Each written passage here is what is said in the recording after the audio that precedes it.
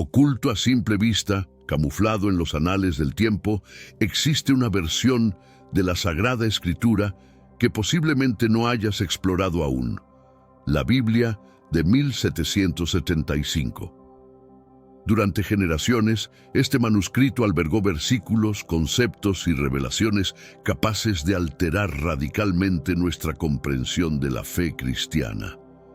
Sin embargo, actualmente, esas expresiones se han diluido en el tiempo, modificadas, suprimidas. ¿Cuál es la razón? ¿Qué verdades contenían que resultaron tan revolucionarias, tan subversivas, que necesitaron ser extirpadas de la propia Biblia? La Biblia que consultamos hoy en día, la que reposa en iglesias y hogares por todo el globo, dista mucho de ser aquella de 1775. Y no se trata de meros errores tipográficos o inocentes divergencias en la traducción. Las modificaciones han sido mucho más intencionadas. La Biblia de 1775, al igual que otras ediciones, incluye versículos que contradicen abiertamente el relato oficial de la Iglesia. Estos versículos hubiesen provocado un cuestionamiento total sobre la Iglesia, sobre tu vínculo con Dios y quizás sobre la esencia misma de lo divino. ¿Quién determina los contenidos de tu Biblia? No es una mano divina en los cielos, son hombres influyentes, con propósitos claros. Por siglos, estos hombres han moldeado la Biblia, eligiendo qué mostrarte y qué omitir convenientemente. Un versículo crucial en la Biblia de 1775 revela una relación completamente distinta entre la humanidad y lo divino. No se habla de un Dios lejano y jerárquico, sino de uno más cercano a nuestra esencia. La Biblia de 1775 propone que lo divino no reside fuera o por encima de nosotros, sino dentro de cada uno. Esta perspectiva revolucionaria lo cambia todo. Te empodera, te libera de la necesidad de una iglesia institucionalizada, y precisamente por eso esos versículos fueron eliminados. En el siglo XVIII, líderes eclesiásticos, políticos y académicos debatían en secreto sobre qué se consideraba demasiado controvertido para incluir en la Biblia. No debatían sobre minucias gramaticales, no. Estaban determinando si la gente debía tener acceso a versículos que les otorgaran poder, que les ayudaran a reconocer su propio potencial espiritual. Versículos que ponían en duda la necesidad de una iglesia como mediadora entre Dios y la humanidad. Esa fue la lucha oculta sobre el contenido bíblico, un conflicto por el dominio. La iglesia necesitaba mantenerte dependiente de su doctrina y su autoridad. No podían permitir que creyeras en una conexión directa con Dios. Así, la Biblia de 1775 fue manipulada, alterada de formas que la mayoría desconoce hoy en día. Se eliminaron palabras, se suprimieron pasajes y se impuso una versión de las Escrituras que reforzaba la obediencia, la jerarquía y el control. Recuerda, la Biblia nunca ha sido meramente un texto religioso. Además, era un mecanismo de dominio. Dominando el relato, se domina a las personas. En la Biblia de 1775 se perciben indicios de una fe mucho más personal. Textos que evocan una relación directa y cercana entre Dios y los seres humanos, sin la necesidad de intermediarios, sin requerir a alguien que interprete lo divino. Y esto es precisamente lo que lo convertía en algo tan amenazante. Si la iglesia no es necesaria, la estructura completa comienza a desmoronarse. Los poderosos pierden su influencia. A lo largo de los siglos, consejos eclesiásticos, traductores y figuras políticas tomaron decisiones fundamentales sobre lo que permanecía en la Biblia y lo que se excluía. No eran meros debates teológicos, eran elecciones con profundas repercusiones sociales y políticas. La eliminación de versículos clave no solo tenía que ver con la guía espiritual, sino con la preservación del control sobre las multitudes. Cuando se suprime la capacidad de cuestionar de una persona, se facilita su control. Entonces, ¿qué se eliminó exactamente? Un claro ejemplo es la alteración del nombre original de Dios. En la Biblia de 1775, el nombre utilizado para referirse a Dios era mucho más complejo y personal de lo que es hoy. La alteración en la traducción no fue solo una decisión lingüística, sino que alteró completamente nuestra percepción de quién es Dios. En vez de un Dios cercano y relatable, acabamos con un Dios distante, ajeno y a menudo iracundo. Esto no es casualidad. Este cambio promueve una mayor obediencia y dependencia de los líderes religiosos para interpretar a Dios. Y no se detuvo allí. La Biblia de 1775 incluía referencias a textos y libros que han sido borrados de la historia, documentos que proponían visiones radicalmente diferentes del cristianismo. Obras como el Espíritu de Tomás o el Libro de Enoc eran parte de la tradición bíblica más amplia. Sin embargo, no pasaron a la versión definitiva. ¿Por qué? Porque ofrecían un enfoque de la espiritualidad más orientado hacia la iluminación personal y menos hacia la observancia de estrictas normas religiosas.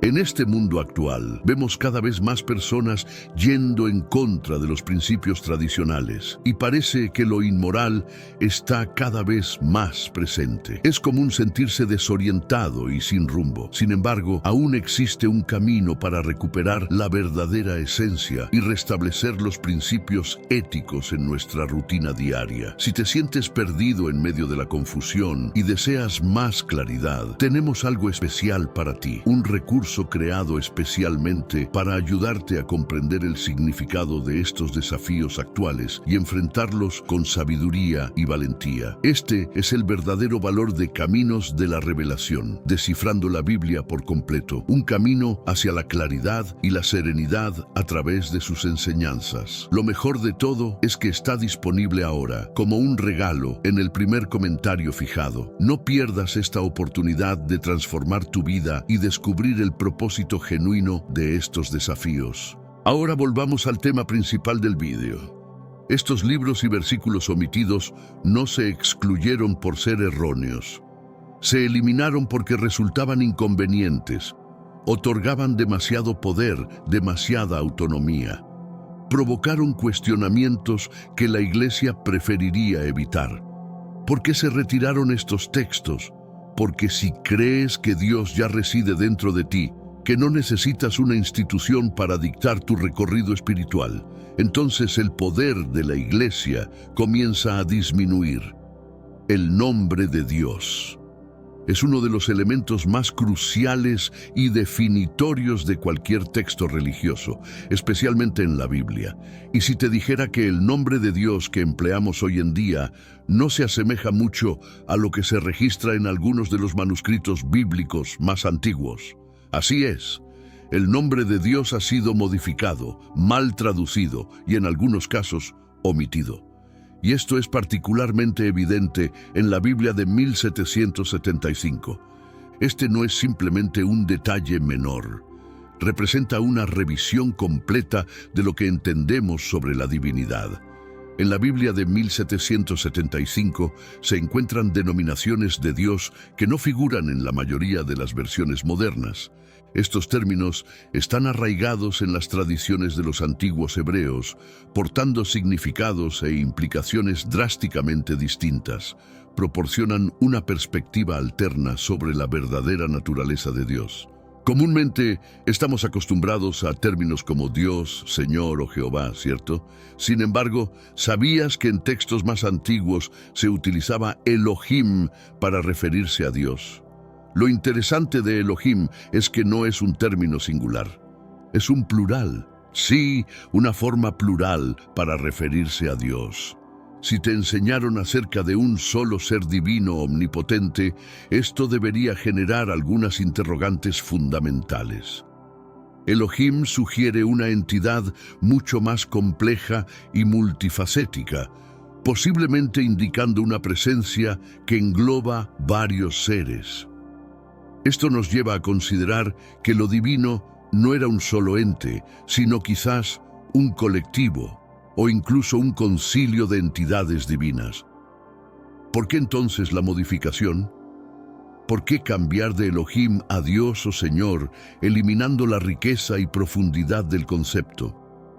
La razón radica en el control. Simplificando el nombre, transformando a Dios en una figura única y autoritaria, se refuerza un sistema en el que una sola iglesia o autoridad puede declarar de manera clara sobre esta única deidad. Si el término se mantuviera como Elohim, sería mucho más complicado centralizar el poder y establecer una autoridad absoluta sobre las interpretaciones. Imagina intentar establecer un decreto divino cuando lo divino es plural, diverso y complejo. La transición a Dios o Señor simplifica convenientemente estas cuestiones. Hay un Dios, una autoridad, y debes acatar lo que se te dice. Pero aquí está lo crucial. No se trata solo de una traducción diferente. Es un cambio en la teología, una limpieza intencionada de lo que la gente puede creer. Elohim es un nombre que se hunde en tradiciones antiguas, en narrativas que trascienden las religiones judía y cristiana. Este nombre aparece en mitologías de Mesopotamia, como las sumerias y acadias, donde las deidades eran complejas e interactuaban con la humanidad de maneras que hoy consideraríamos más íntimas. La Biblia de 1775, con sus referencias a Elohim, enlaza con estas antiguas historias, en las que los humanos no eran simplemente súbditos de un Dios distante, sino participantes activos en un vasto drama divino. Y las modificaciones no se detuvieron allí. En algunos fragmentos, la Biblia de 1785 también utilizaba el nombre IHWH, o Yahvé. Podrías pensar, ¿acaso no se usa todavía hoy? Sí, pero no de la manera originalmente intencionada. Yahvé no era simplemente un nombre para Dios, era un identificador personal, indicando una relación cercana y pactada entre Dios y los humanos. Sin embargo, en la mayoría de las versiones actuales de la Biblia, este nombre ha sido sustituido por Señor, un rango, una figura de autoridad, algo distante y ajeno a ti.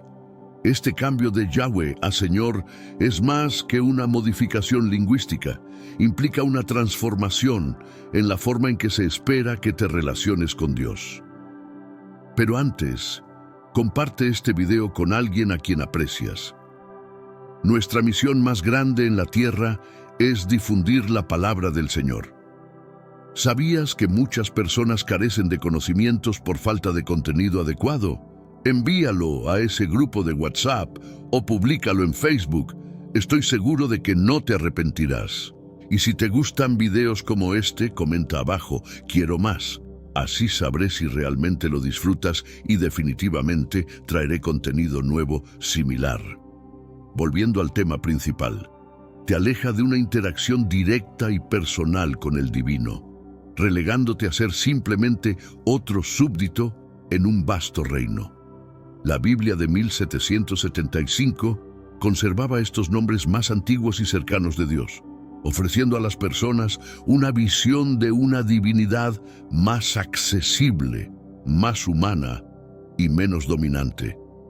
Pero esto representaba un problema para las instituciones de aquel tiempo. Observa, si las personas creían que podían conectarse directamente con Yahweh o comprendían la complejidad de Elohim, entonces no requerirían sacerdotes ni mediadores. Podrían forjar su propio vínculo espiritual. Por lo tanto, al igual que otros pasajes polémicos, estos nombres fueron alterados, limpiados y eliminados en ediciones posteriores. Considera el impacto que esto tiene en el mensaje completo de la Biblia. Si el mismo nombre de Dios ha sido modificado, ¿cuánto del resto del mensaje ha sido reconfigurado para satisfacer las necesidades de los que ostentan el poder? No se trata de meras modificaciones menores. Esto constituye un cambio radical en la forma en que debemos entender lo divino. Existe una razón por la cual esto no se mantuvo al descubierto.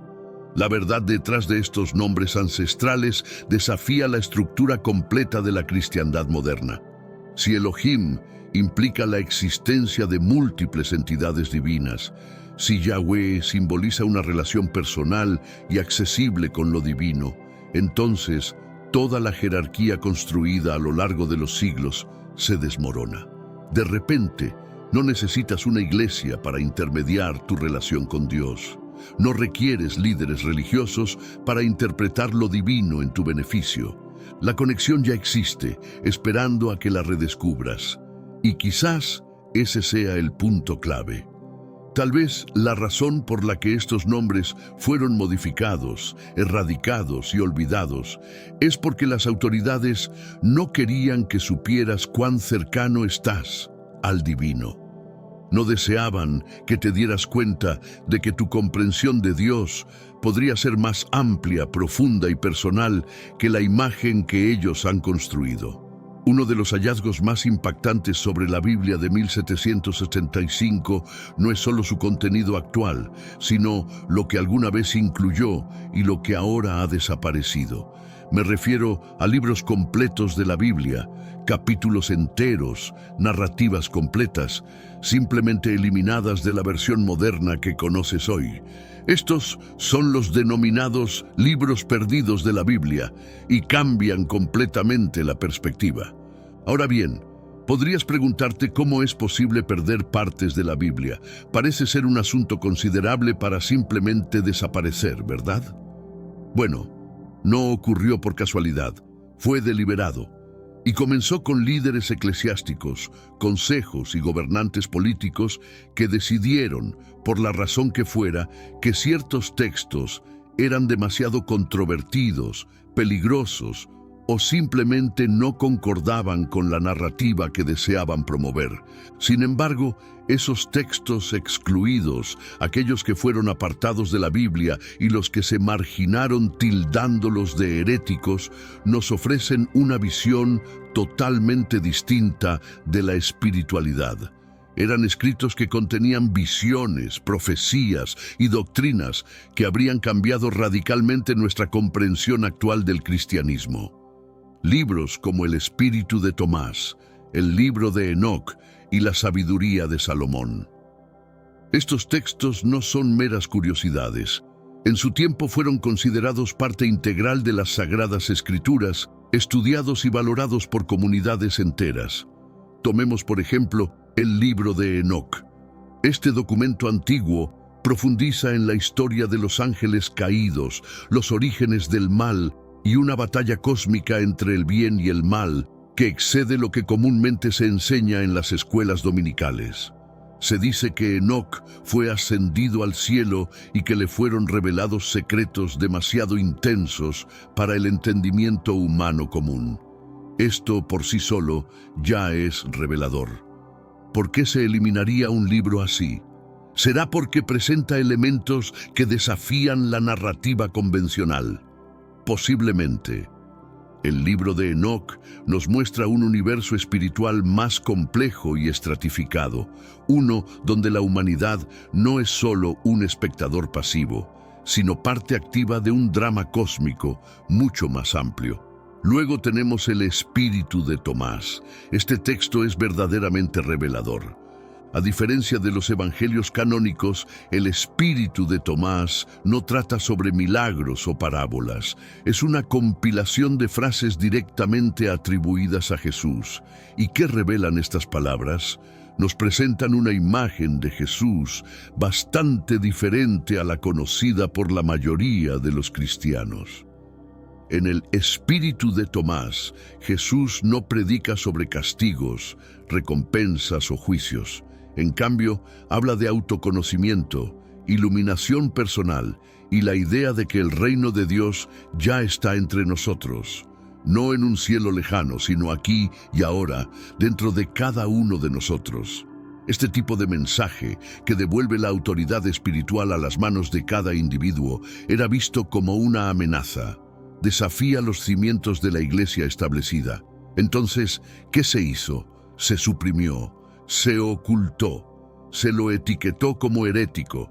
Se aseguraron de que fuese difícil de encontrar, porque si la gente lo descubría, podría comenzar a cuestionarse por qué este mensaje no se incluyó en la Biblia oficial. ¿Por qué no se habla más de estos evangelios perdidos? La respuesta es sencilla: te otorgan demasiada libertad. Sé que a veces en nuestras vidas tenemos más preguntas que respuestas. Si te sientes perdido y buscas claridad, tenemos algo para ti. Caminos de la Revelación, descifrando la Biblia por completo. Un libro lleno de enseñanzas y respuestas, disponible ahora como un regalo en el primer comentario. No te pierdas la oportunidad de transformar tu vida y entender el verdadero propósito de estos desafíos. Si comienzas a concebir que Dios habita en ti y no está confinado a un templo, el entramado completo de poder se desintegra. La sabiduría de Salomón es otro documento con una trama intricada. Este libro fue apreciado por sus reflexiones profundas sobre la sabiduría, la equidad y el carácter divino. Explora la noción del alma eterna, el empeño humano por alcanzar la sabiduría sagrada y aborda la existencia post-mortem de una manera más esotérica que la usual. Pero, como otros textos, fue dejado de lado o descartado a lo largo de los siglos. La razón. Porque insinúa que el conocimiento sobre lo divino no está limitado a las figuras eclesiásticas. Es una búsqueda que cualquier individuo puede emprender por sí mismo, si decide hacerlo. Lo que hoy tenemos es una versión de la Biblia altamente editada. Los textos que fueron apartados nos revelan que existían corrientes del cristianismo antiguo que valoraban el descubrimiento personal, la iluminación individual y la concepción de que lo divino no estaba restringido a las estructuras eclesiásticas. Era algo a lo que se podía acceder de manera directa, y este es un mensaje subversivo para cualquier institución que busque monopolizar la narrativa. Estos textos no fueron excluidos por ser tediosos o redundantes. Se les ocultó deliberadamente porque provocaron cuestionamientos profundos, interrogantes acerca del poder, sobre qué implica realmente tener una conexión con lo divino, y si la versión del cristianismo que se promueve es más sobre sumisión que sobre iluminación espiritual. Cuando la gente piensa en la Biblia, uno de los conceptos más recurrentes es el del infierno, un lugar de castigo perpetuo, fuego y tormento. Este concepto ha sido fundamental en la teología cristiana durante siglos, utilizado en predicaciones para instaurar temor, mantener a la congregación alineada y marcar las consecuencias de no alcanzar la salvación. Sin embargo, la Biblia de 1775 y otras versiones antiguas presentan una perspectiva distinta. El infierno, como se enseña a temer, posiblemente nunca existió de la forma que muchos creen. La palabra infierno, tal como la conocemos hoy, es rara en los manuscritos originales. De hecho, las expresiones usadas anteriormente en la Biblia, antes de sus traducciones al inglés, eran mucho más complejas. Términos como Sheol en hebreo, Hades en griego y Gehenna en arameo. Pero aquí está el detalle. Ninguno de estos términos connotaba la eternidad, el fuego y el castigo en la manera que hoy se interpreta. Entonces, ¿cómo evolucionamos de estos vocablos antiguos al intimidante concepto del infierno que domina la enseñanza cristiana actual? La respuesta, como en tantos otros casos, se encuentra en la traducción. Decisiones intencionadas por parte de traductores y líderes eclesiásticos para alterar la narrativa. En versiones previas de la Biblia, como la de 1775, estos términos se interpretaban de maneras distintas, con significados más matizados. Sheol era entendido como un lugar de reposo para los muertos, una existencia sombría, no como un tormento eterno. Hades era simplemente el inframundo griego, un destino para todas las almas, no exclusivamente para los condenados. Gehenna era inicialmente un sitio físico, específicamente un valle en las cercanías de Jerusalén donde se quemaban residuos y cuerpos. Con el paso del tiempo, este lugar se transformó en un símbolo de aniquilación, no de tormento perpetuo. La visión actual del infierno como una fosa ardiente donde las almas sufren eternamente no se deriva directamente de la Biblia. Fue moldeada más bien por influencias externas, incluidas las narrativas de mitologías paganas y elaboraciones de escritores cristianos posteriores. Durante la Edad Media europea, figuras como Dante y Milton solidificaron esta imagen aterradora en el imaginario colectivo. Sin embargo, si consultas la Biblia de 1775, no hallarás una descripción tan explícita del infierno como la que comúnmente se enseña. Debemos indagar por qué se produjo este cambio.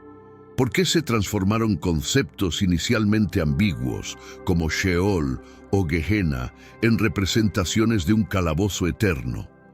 La explicación reside en la manipulación del miedo y en la consolidación del control. El infierno, tal como lo conocemos hoy, se convirtió en una eficaz herramienta de poder. Controlar a las masas es mucho más sencillo si están convencidas de que les espera algo peor que la muerte si no se someten. No se trató únicamente de orientación espiritual, sino de mantener el dominio. El temor es un potente motivador, y el infierno se erigió como el miedo supremo. ¿Y qué consecuencias trajo esto? Durante siglos, las personas han vivido a la sombra de esta creencia, convencidas de que cada error, cada pecado, podría llevarlos a un lugar de dolor insoportable. Pero, ¿y si eso nunca formó parte del diseño original? ¿Y si el retrato que la Biblia de 1775 ofrece sobre la existencia después de la muerte se centrara más en la conclusión natural de la vida, en la paz o en el juicio, y no en el fuego eterno y la condenación? Observemos las pruebas.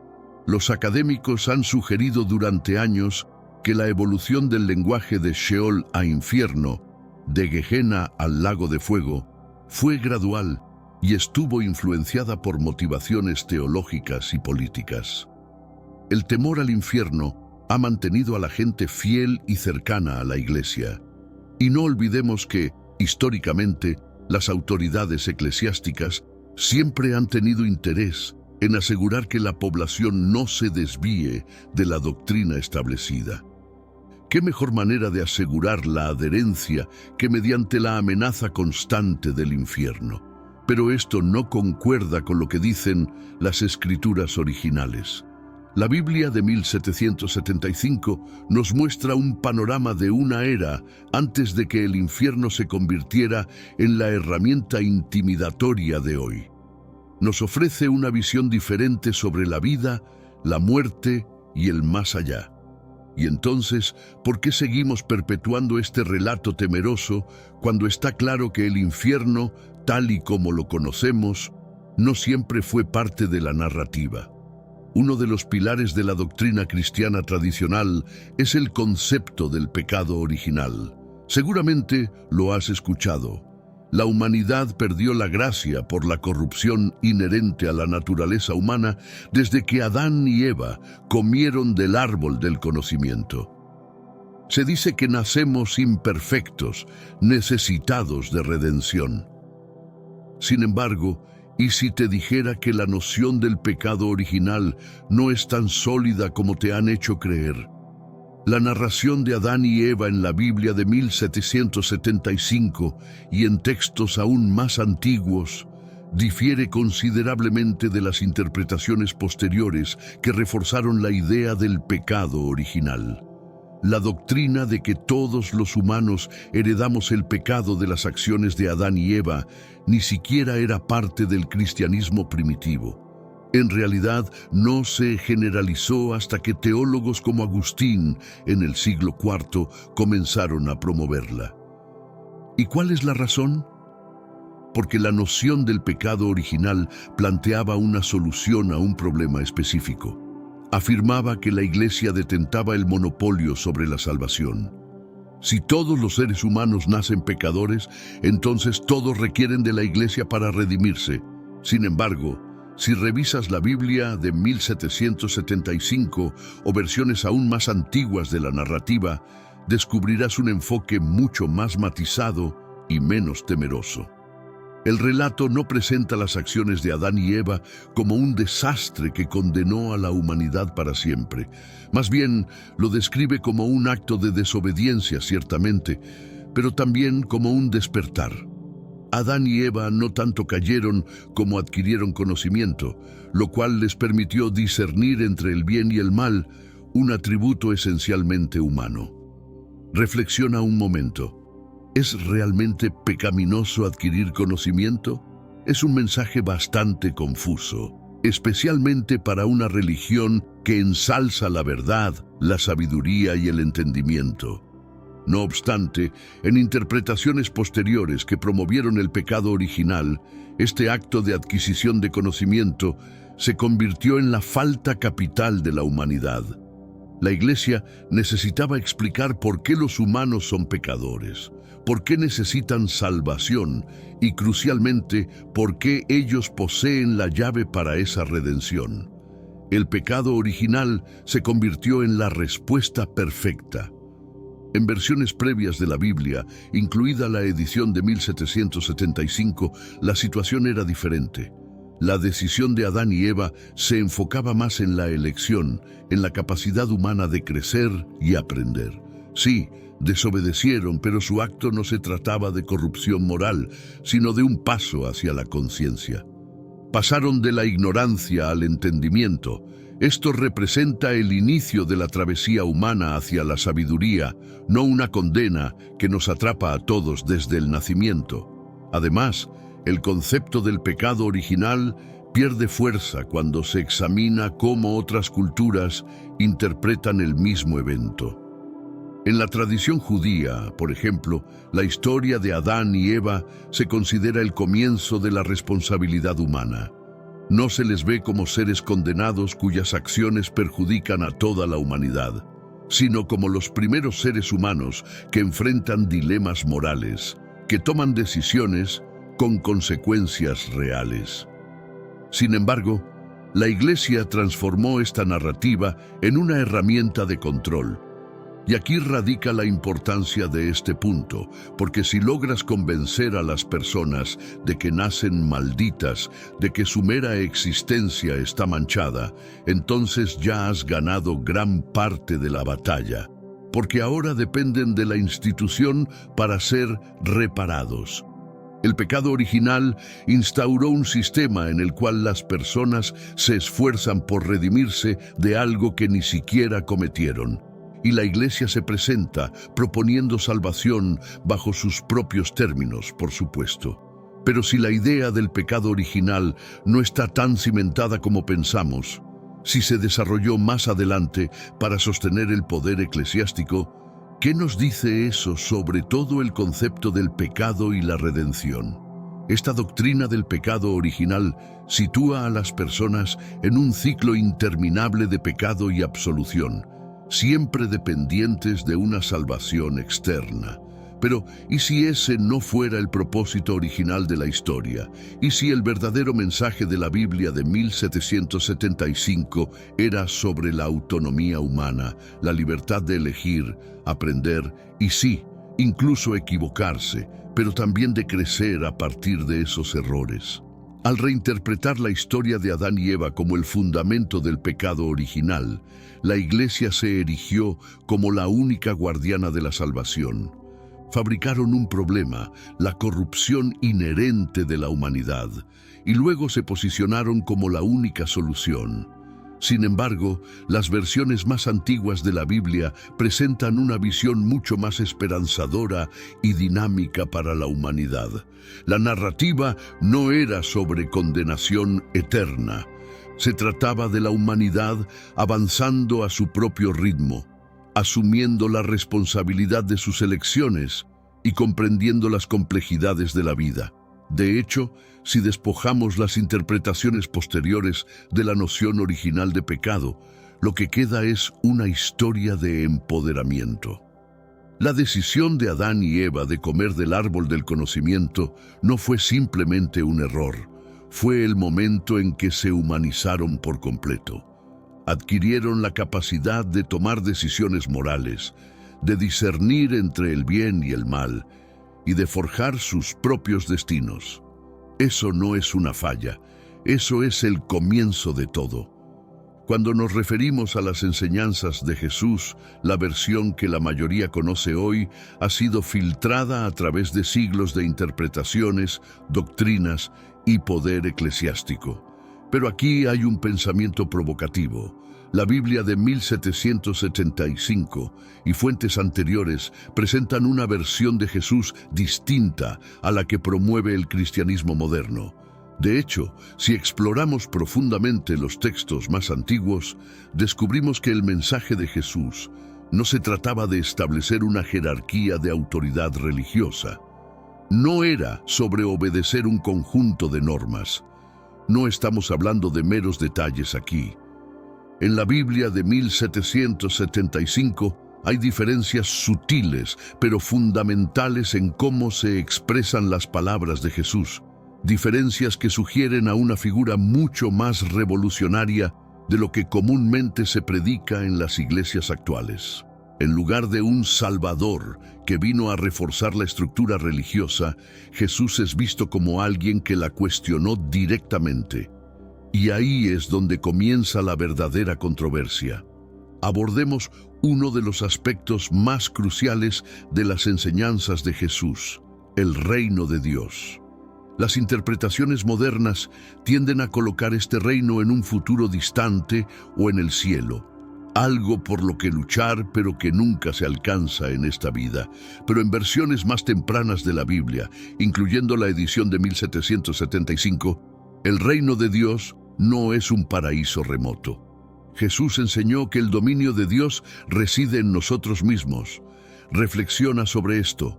No es una entidad externa ni está gobernada por liderazgos clericales. No es un reino al que se llega tras la muerte. Está presente aquí y ahora en nuestro ser interior. Este entendimiento revoluciona completamente la forma en que vemos el acceso a lo sagrado. Si el dominio de Dios se encuentra dentro de cada uno, entonces no es necesario depender de una estructura eclesiástica, un clérigo o alguna organización religiosa para encontrarlo. No es imperativo someterse a un cúmulo de normativas o participar en ceremonias para conectarse con lo divino. La conexión ya está establecida. Ya posees el poder. Y este hecho supone una amenaza para cualquier entidad que ha fundamentado su poder en ser el intermediario entre Dios y tú.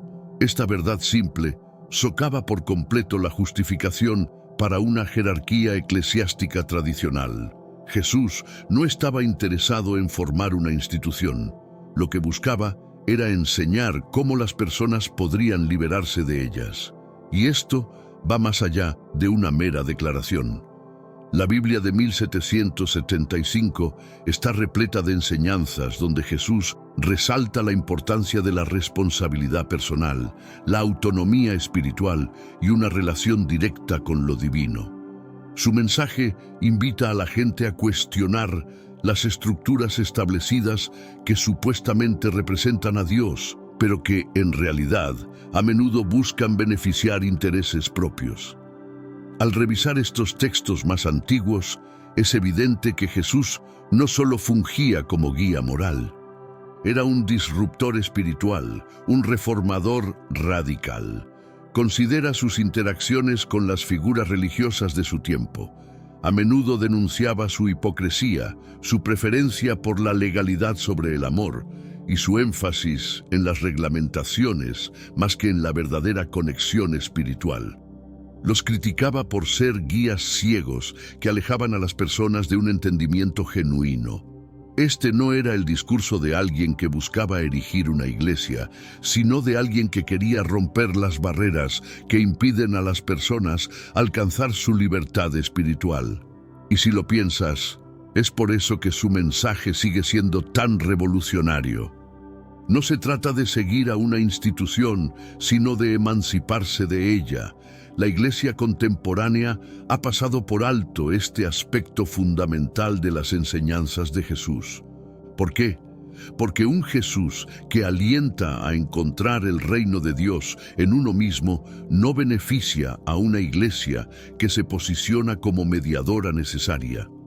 Un Jesús que promueve que los individuos establezcan su propia conexión directa con Dios no sustenta la necesidad de sacerdotes, obispos ni rituales complejos.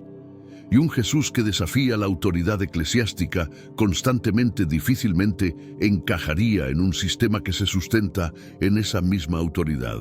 No existen dogmas complicados ni intermediarios que dicten cómo debes vivir. Aquí es donde la Biblia de 1775 nos ofrece una perspectiva más profunda de las enseñanzas de Jesús, revelando un aspecto de él que con el tiempo se ha visto oscurecido. Jesús no vino a establecer una religión basada en el cumplimiento estricto de normas y tradiciones. Su misión era enseñar a las personas a vivir con propósito, amor y una conexión inmediata con lo divino. Sin embargo, a lo largo de los siglos, la Iglesia modificó este mensaje, priorizando la sumisión sobre el entendimiento y la restricción sobre la autonomía. Este cambio no fue casual. Cuanto más autónomos y autosuficientes se volvían los individuos en su espiritualidad, menos dependían de una institución para mediar en su experiencia espiritual. Por lo tanto, la Iglesia adoptó interpretaciones que sugerían que el reino de Dios solo era accesible a través de su mediación, cuando los textos más antiguos, incluida la Biblia de 1775, indican lo contrario. Si investigas profundamente lo que Jesús realmente enseñaba, es evidente que su mensaje era sobre el despertar espiritual, no sobre la conformidad. Hablaba de romper con los sistemas que mantienen a las personas dependientes espiritualmente, no de crear nuevos que impongan control. Y quizás por eso el Jesús de la Biblia de 1775 parece tan diferente al que predican muchas iglesias hoy. Porque el verdadero mensaje de Jesús, el mensaje auténtico, era una amenaza para todo lo que esas instituciones intentaban construir. Consideremos el Apocalipsis, uno de los temas más dramáticos y temidos en la Biblia. El juicio final, el fin del mundo, el equilibrio entre el cielo y el infierno. Conoces los sermones y has visto las películas. Pero ¿es la narrativa del fin de los tiempos que te han contado la verdadera historia? ¿O fue modelada a través de siglos de interpretación, control y miedo? En la enseñanza moderna, el Apocalipsis se presenta como un evento catastrófico, un juicio final y brutal, donde solo unos pocos elegidos cruzan las puertas del cielo, mientras que los demás enfrentan tormentos eternos. Sin embargo, si regresamos a los textos más antiguos, la imagen es más matizada. La Biblia de 1775 no se enfoca tanto en visiones de fuego infernal. En cambio, propone que lo que conocemos como el fin de los tiempos podría no ser una destrucción literal del mundo, sino una transformación, una revelación de verdades que han estado ocultas durante años. La palabra Apocalipsis deriva del término griego que significa revelación. No se trataba originalmente de caos y destrucción.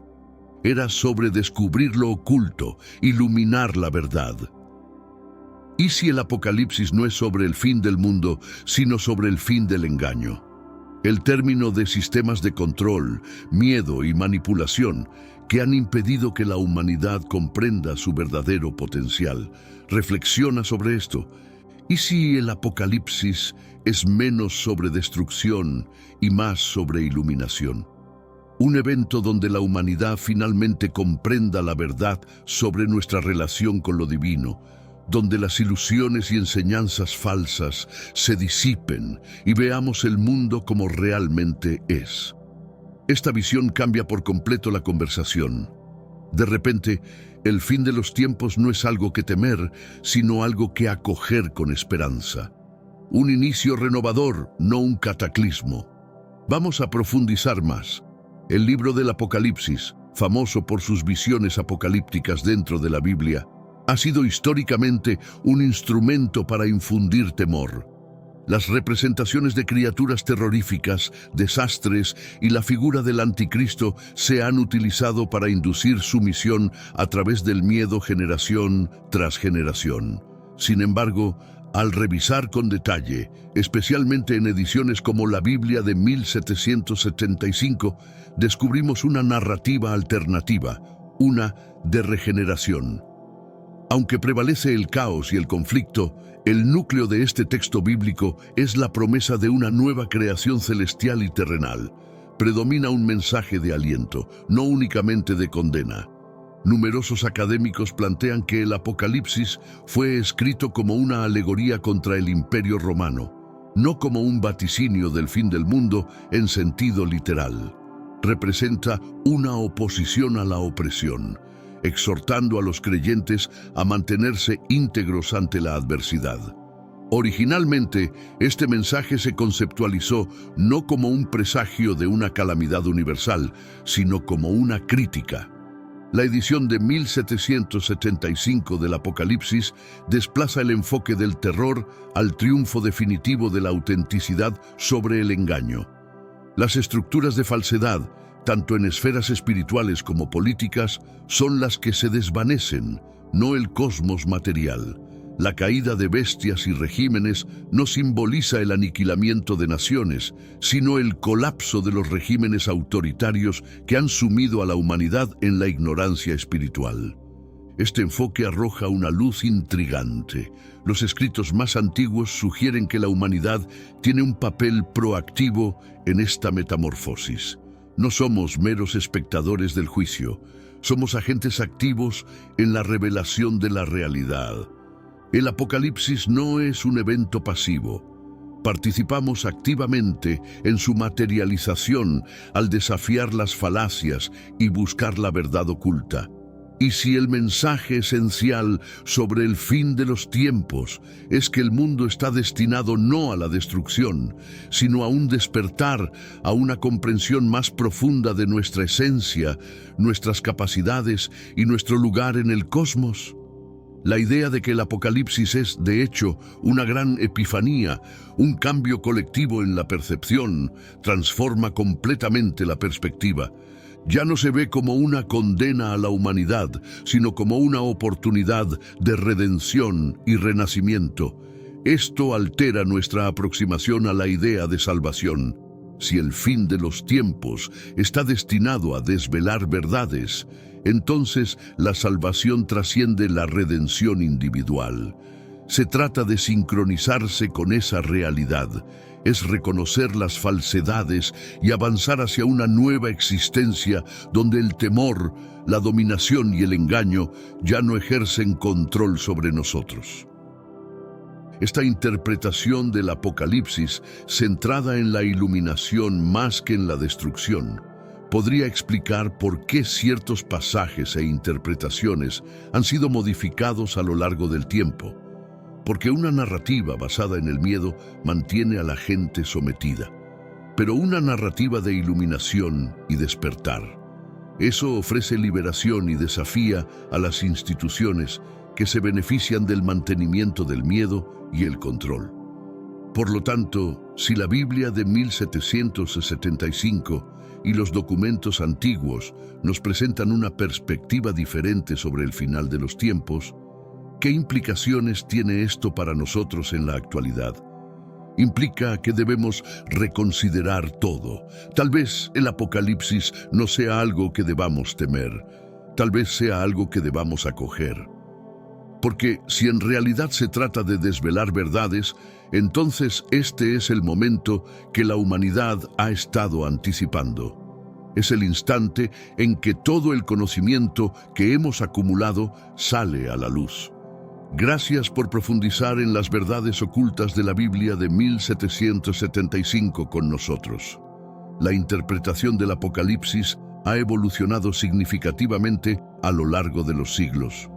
Originalmente, muchos textos apocalípticos eran vistos como alegorías que reflejaban las luchas y esperanzas de las comunidades en tiempos de opresión.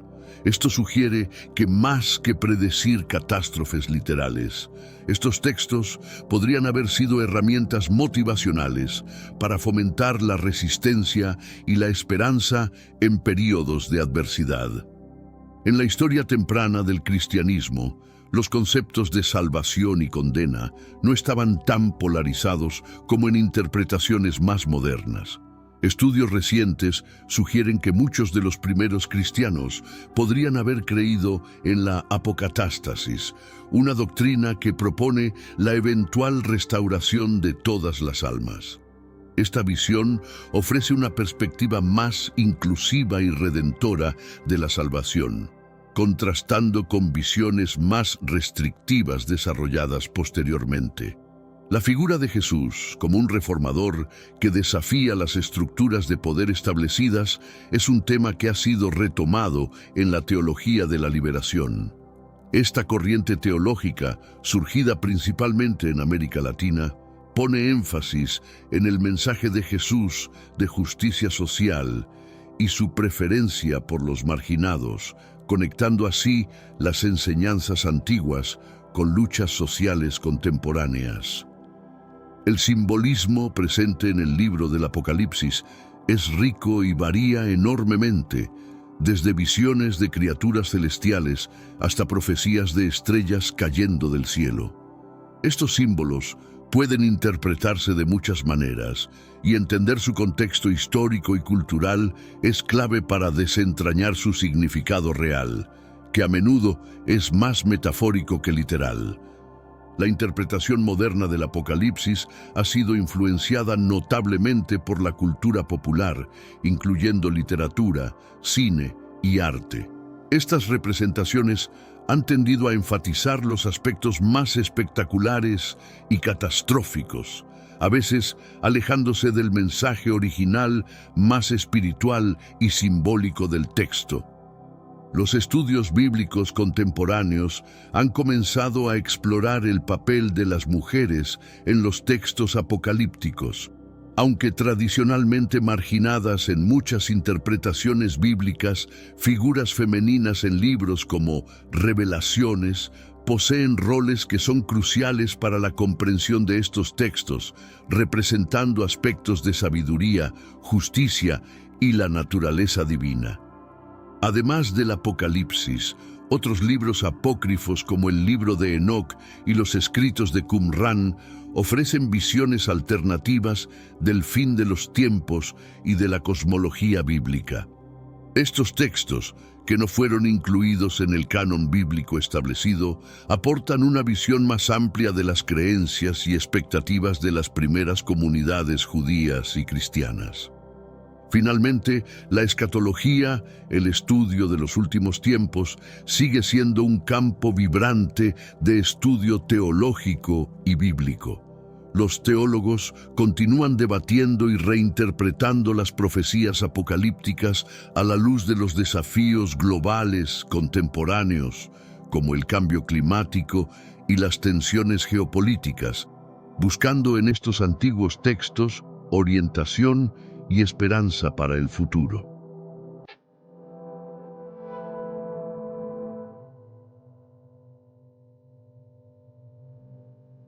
Esta es la razón por la que la Biblia etíope fue censurada. ¿Por qué la mayoría de nosotros tenemos una Biblia de 66 libros, a diferencia de otras como la Biblia etíope? La Biblia es un libro histórico, pero a diferencia de cualquier otro libro de historia disponible en una biblioteca pública, La historia de la Biblia comienza con la creación del mundo y termina con el fin de los tiempos. Ningún otro libro de historia cubre una gama tan amplia de eventos en la Tierra. El misterio de la Biblia etíope comienza con su propia existencia. ¿Por qué un texto tan antiguo y venerado no es tan conocido como otras versiones de la Biblia? La respuesta a esta pregunta está profundamente entrelazada con la historia y la política de la Iglesia cristiana primitiva. La exclusión de ciertos textos y la inclusión de otros han sido decisiones que han moldeado la percepción y la aceptación de la Biblia en todo el mundo. Pero antes de continuar, comparte este video con alguien que amas, ya sea a través de WhatsApp o incluso Facebook. Nuestra mayor misión como creyentes es difundir la palabra del Señor a la mayor cantidad de personas posible. Y si te gustan estudios como este, comenta abajo, quiero más. De esta manera, sabré realmente si debo o no seguir subiendo nuevos vídeos. Una razón es que nadie estuvo presente al principio para presenciar y documentar estos eventos, por lo que nadie puede escribir el inicio de nuestro mundo con autoridad. En la primera parte, la historia de la Biblia etíope ha intrigado a muchos por su contenido único y rica tradición. A diferencia de otros cánones bíblicos, la Biblia etíope contiene 88 libros, incluidos el libro de Enoc, el libro de los Jubileos y varios otros textos. Esta versión de la Biblia incluye rollos antiguos tanto del Antiguo como del Nuevo Testamento, algunos de los cuales nunca se han visto en otro lugar. Es fascinante que Etiopía ha sido una nación cristiana desde el siglo IV, mucho antes de que el cristianismo se extendiera a muchas otras regiones del mundo. Los registros históricos muestran que Etiopía acogió a refugiados cristianos que huían de la persecución de otros reinos e imperios. Este acogimiento histórico al cristianismo demuestra las profundas raíces de la fe en la cultura etíope. En el siglo V, la Biblia fue traducida al ge'ez, el antiguo idioma litúrgico de Etiopía, lo que fue un hito significativo, ya que hizo las escrituras accesibles al pueblo etíope en su propio idioma. Esto permitió a los fieles interactuar directamente con la palabra de Dios, fomentando una cultura cristiana vibrante y profundamente arraigada.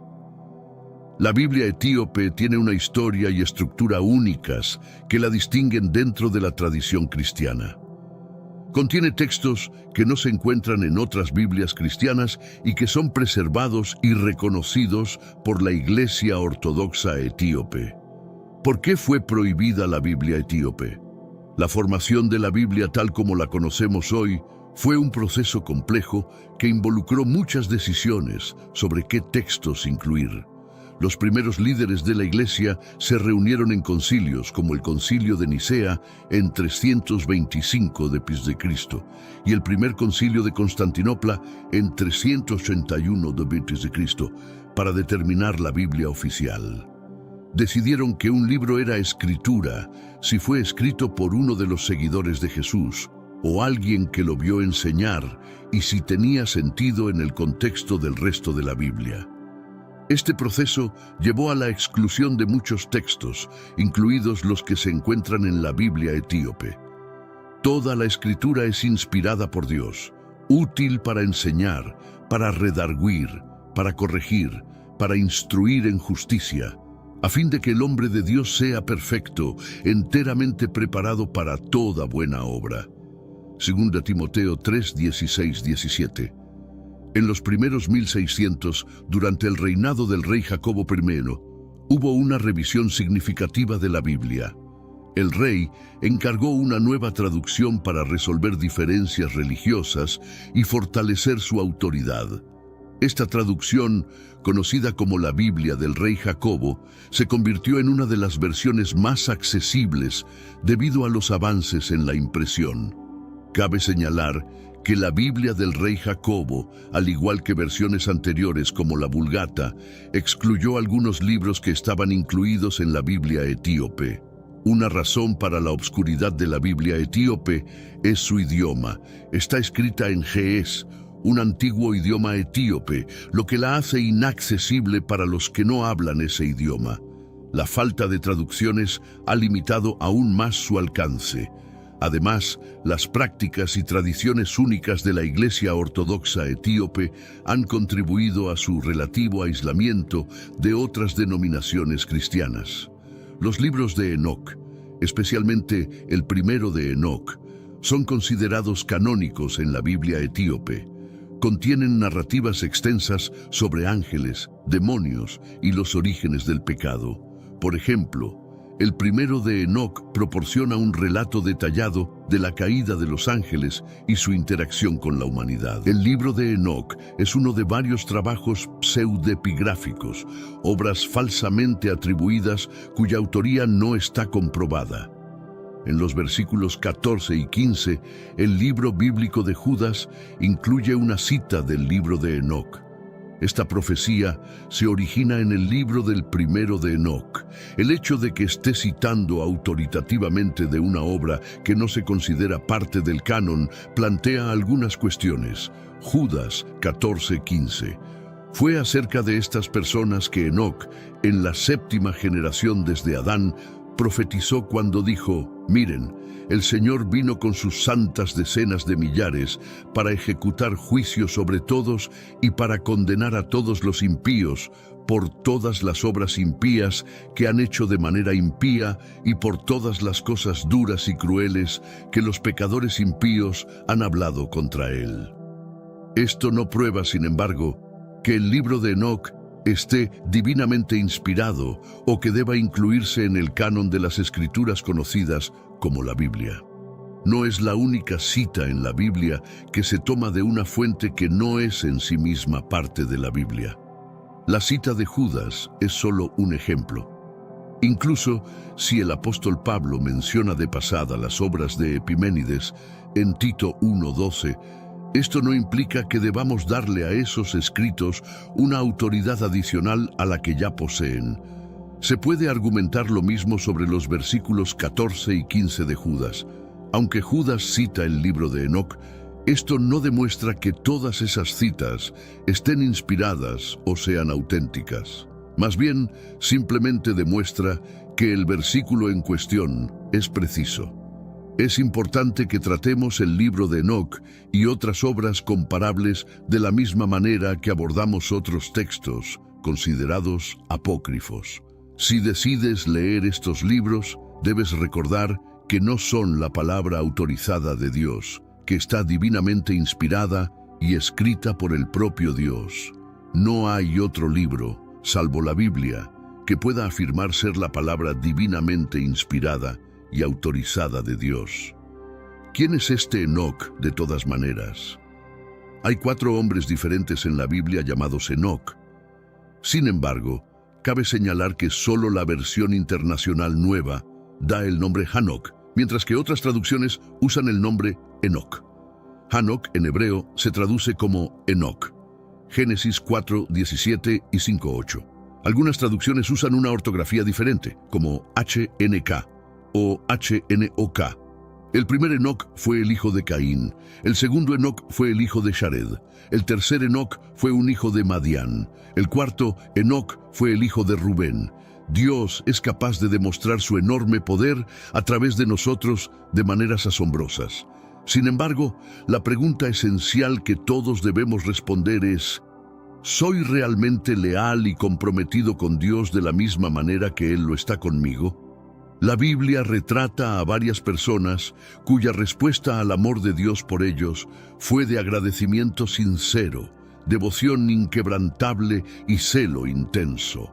Debido a esto, hay muchas demostraciones maravillosas de su enorme poder a través de ellos. Enoc, una de las maneras en que crecemos en el reino, es prosperar en encuentros directos con Dios a través de su palabra y del ministerio del Espíritu Santo. Pero otra manera es seguir cuidadosamente y aprender de aquellos que han ido adelante, ya sea históricamente o actualmente vivos. Enoc es una figura notable en la Biblia. Según nuestro conocimiento bíblico, su hijo Matusalén fue registrado como el hombre más viejo. Judas afirma que Enoc profetizó sobre el Señor, trayendo ira sobre la gente en el futuro cercano. Enoc vivió en los días de Noé, cuando había una corrupción moral generalizada. Era conocido por caminar con Dios y profetizar sobre el juicio inminente, una profecía que no está registrada en la Biblia. Esto se encuentra en Génesis 5, 22 y 24. La Biblia dice que Enoc caminó con Dios en una época en la que la mayoría de sus contemporáneos simplemente fueron registrados por su nacimiento y descendencia. Enoc destaca como un hombre que caminó con Dios. En los libros de historia, Enoc fue presentado como otros, pero a pesar de no haber vivido tanto como algunos de los otros hombres, su testimonio es llamativo. Según la Biblia, tuvo una relación cercana con Dios. Y cuando llegó el momento de partir de este mundo, Dios simplemente lo llevó sin las etapas tradicionales de morir. Su explicación es concisa, pero está cargada de peso y sustancia. Esto se traduce en algo acerca de su relación con Dios siendo completamente pura. Su vida ha proporcionado un modelo para muchas personas a lo largo de diferentes generaciones, ya que nos enseña a vivir para la audiencia de uno. Nos imparte este conocimiento de manera sutil, sabiendo que si perseguimos una comunión profunda con Dios, con todo nuestro corazón, tendremos un encuentro fresco con Dios como resultado de nuestros esfuerzos. El caso de Enoc fue el primer rapto documentado, porque Dios simplemente lo tomó. Es posible que la comunión alcanzó un nivel tan alto que la presencia de Dios simplemente lo envolvió y lo llevó. Hebreos 11, 5, 6. Por la fe, Enoc fue llevado para que no viera la muerte, y no fue hallado porque Dios lo había tomado. Porque antes de ser llevado, tuvo este testimonio, que agradó a Dios, y Enoc tuvo una relación con Dios. ¿Por qué importa la historia bíblica de Enoc? Podemos ver paralelismos en la historia de Enoc con la historia de Apocalipsis, aún por venir. En un mundo malvado estamos llamados a ser justos y a caminar en fe con Dios. Es necesario que usemos nuestro juicio para distinguir entre lo que es verdadero y lo que no lo es. Sin embargo, al igual que los apóstoles se inspiraron en pensadores y poetas no religiosos, nosotros también podemos extraer otras obras literarias en busca de fragmentos de revelación divina. Debemos considerar el libro de Enoc y libros similares de la misma manera que hacemos con otros escritos apócrifos. Algunas de las afirmaciones del apócrifo son verdaderas y precisas, pero muchas de ellas son falsas e históricamente inexactas. Al leer estos libros, debemos considerarlos documentos históricos interesantes pero falibles, no como la palabra inspirada y autorizada de Dios. La Biblia etíope también contiene jubileos. El libro de Jubileos, también conocido como el Pequeño Génesis, reescribe gran parte del contenido del libro de Génesis con detalles e interpretaciones adicionales. Jubileos proporciona una narración más elaborada de la historia de la creación, las vidas de los patriarcas y el establecimiento de las leyes y costumbres judías. Este libro ofrece conocimientos particularmente sobre la naturaleza del pecado y el papel de los ángeles en la historia humana. Habla sobre la importancia de respetar el día de reposo y utiliza un calendario basado en el sol, diferente del calendario judío basado en la luna. Divide el tiempo en jubileos, que son grupos de 49 años, y trata de coincidir las historias bíblicas con su propia línea de tiempo. El libro de Mecán es otro texto único encontrado en la Biblia etíope. A diferencia de los macabeos encontrados en las Biblias católicas y ortodoxas, el libro de Mecán proporciona narrativas históricas y teológicas distintas. Estos libros destacan las luchas y triunfos del pueblo judío, ofreciendo valiosas lecciones y reflexiones sobre la fe y la perseverancia. Esta colección, que consiste en 3 libros, aborda los desafíos enfrentados por los israelitas bajo dominación extranjera, enfatizando la importancia de cumplir la ley y el poder de la intervención divina. Los protagonistas en estas narrativas, aunque menos conocidos, encarnan la resiliencia y la fe inquebrantable a pesar del sufrimiento. La Biblia etíope contiene más escritos como la Ascensión de Isaías y el Apocalipsis de Pedro. Estos escritos ofrecen más conocimientos sobre lo que los primeros cristianos creían, especialmente sobre los últimos tiempos, haciendo que las opiniones religiosas de los cristianos etíopes sean más diversas y detalladas. Además, la colección de libros como Jubileos y Enoc hace que la colección etíope de textos sagrados sea diferente de otras. Estos libros hablan sobre el universo, los ángeles y lo que sucede al final del mundo, ofreciendo una visión especial del mundo espiritual y lo que le ocurre a las almas. El canon de la Biblia etíope se destaca cuando se compara con otros cánones cristianos como el canon protestante, católico y ortodoxo oriental. El canon católico tiene 73 libros, que es más que la Biblia protestante, porque tiene libros adicionales, conocidos como los deuterocanónicos. Estos libros adicionales ofrecen importantes conocimientos históricos y religiosos. Sin embargo, la Biblia católica no tiene los libros especiales que están en la Biblia etíope. El término apócrifo significa libros escondidos en griego. Estos son escritos judíos del período del Segundo Templo, aproximadamente entre los siglos XIII y III a.C., que no fueron incluidos en el canon judío. Los evangelios de Mateo, Marcos, Lucas y Juan se llaman los evangelios canónicos porque la Iglesia primitiva los reconoció como registros precisos, autorizados e inspirados de la vida y las enseñanzas de Jesús. Además de estos 4 evangelios, muchas otras obras afirman documentar palabras y acciones adicionales de Jesús. Sin embargo, estas obras no son consideradas autorizadas ni inspiradas y a menudo no proporcionan registros precisos de la vida y enseñanzas de Jesús. La Iglesia primitiva consideraba muchos de los evangelios apócrifos como útiles, pero no inspirados. Ninguno de los católicos romanos, ortodoxos orientales o protestantes aceptan ninguno de los evangelios apócrifos como autoritativos o inspirados. Varios evangelios apócrifos se han perdido en la historia, pero son referenciados en otros escritos cristianos tempranos y habrían sido considerados útiles, aunque no inspirados.